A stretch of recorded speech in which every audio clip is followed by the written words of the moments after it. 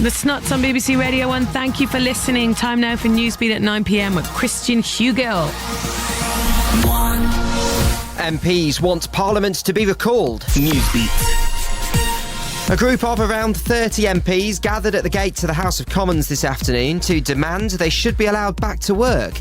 It follows a ruling by Scotland's highest civil court that the Prime Minister, Boris Johnson's, decision to send them on a 5-week break was unlawful.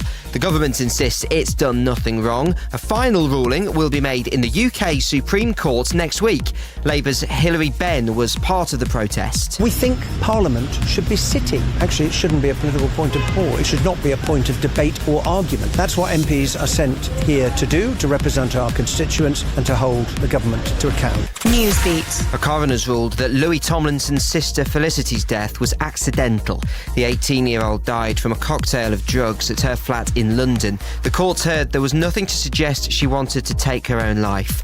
A 12-month-old baby boy has died after being found in the River Irwell in Bury, Greater Manchester. A 22-year-old man's been arrested on suspicion of attempting to murder the child, who was pulled from the river just before 4:30 this afternoon, according to police. He'd been airlifted to hospital but died a short time later.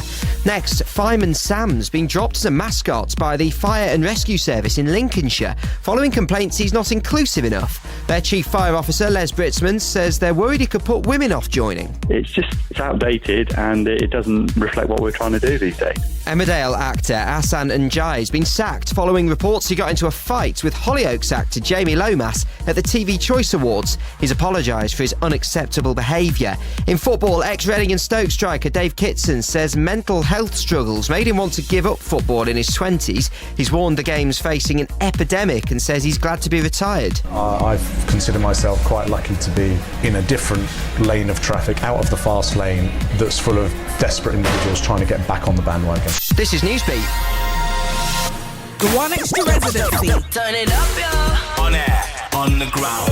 One Extra. Turn it up. This is BBC Radio. One Extra. Cash LC. One Extra residency. One Extra.